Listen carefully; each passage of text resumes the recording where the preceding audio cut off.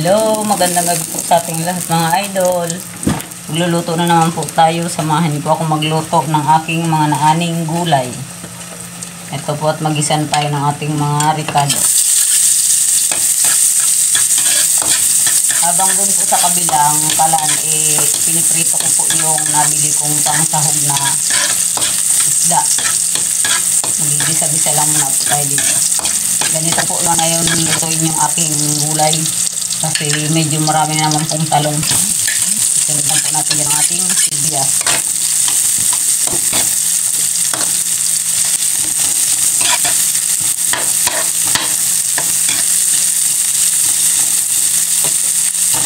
Hintayin ko lang pong maluto ng konti yung sibuyas.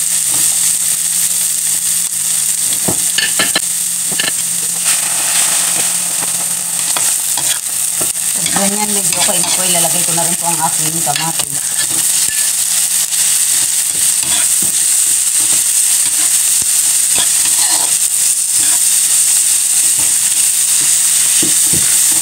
Hintayin ko lang po medyo lumambot ng konti ang kamatis mga idol. Pero lalagyan ko na po siya ng paminta habang ginigisa ko.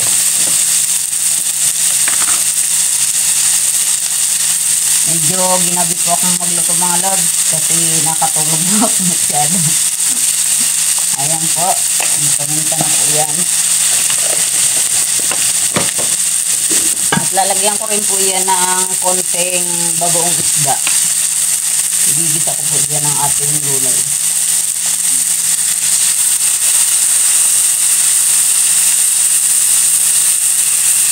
Ayan.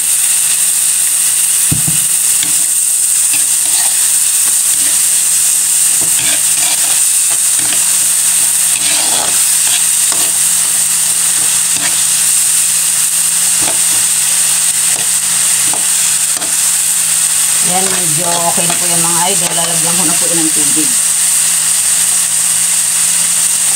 Lagay ko na po dyan ng tubig.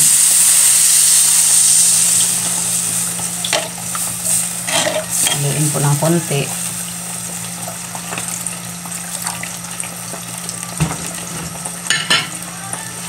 Kaya ko na po dyan ilalagay ang aking mga napritong isda. At hihintayin ko pong kumulo yan. Bago ko po mailagay dyan ang ating mga gulay. Ito po mga idol, mainit-init pa.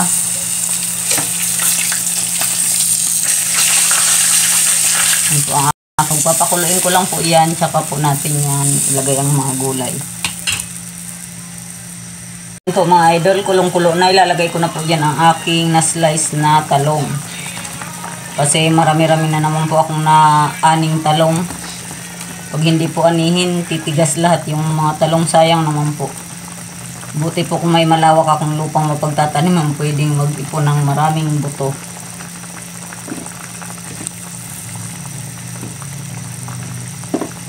Yan, lagay na po natin yan lahat. Pag kumupis po yan, parang konti lang rin naman.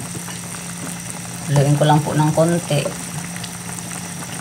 Tatakpan ko muna po mga idol para maluto lang po ang talong. Ayan, tingnan po natin mga idol, baka okay na yung kanyang talong. Haluin lang po natin ng konti. Medyo lumambot na nga po. Haluin ko lang po para umilalim naman. Ayoko rin pong sobrang lambot ito. Shoutout po sa inyong lahat mga idol. Maraming salamat po sa inyong suporta sa aking munting channel, sa aking pong mga ginagawa. Thank you so much po sa inyong lahat. Hindi po kayo nagsasawang sumuporta sa akin. Minsan po, pasensya na pag lagi po akong nalilate makapag-support.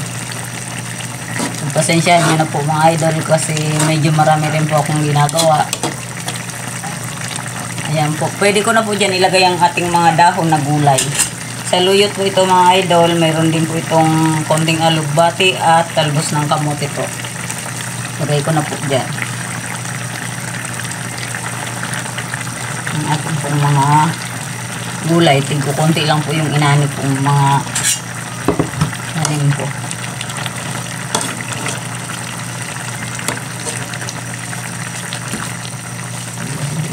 natin.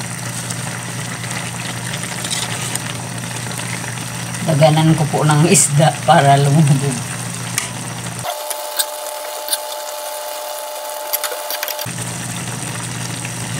Lagyan ko na rin po yan ng pampalasa mga idol.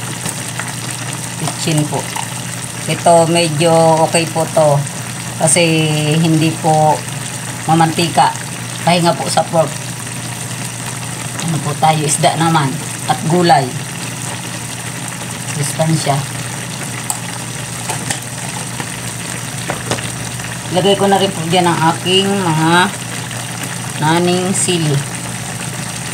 Yan po. Konting ano na lang po ito mga idol. Dito na to.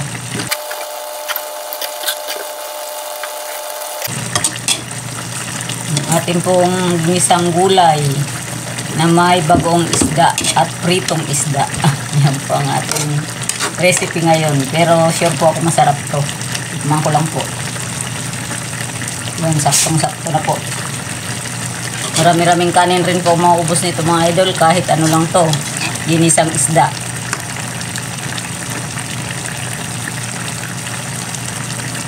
Hintayin ko na lang po medyo maluto yan. Yan po mga idol. Dahil na po talaga ito. Thank you po for watching. Have a nice day po sa inyong lahat.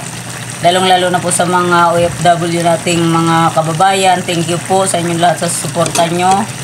Sa mga bagong subscriber po, sa mga solid subscribers po, sa mga viewers, maraming salamat po sa inyong lahat mga idol. Kain po tayo. Thanks for watching po.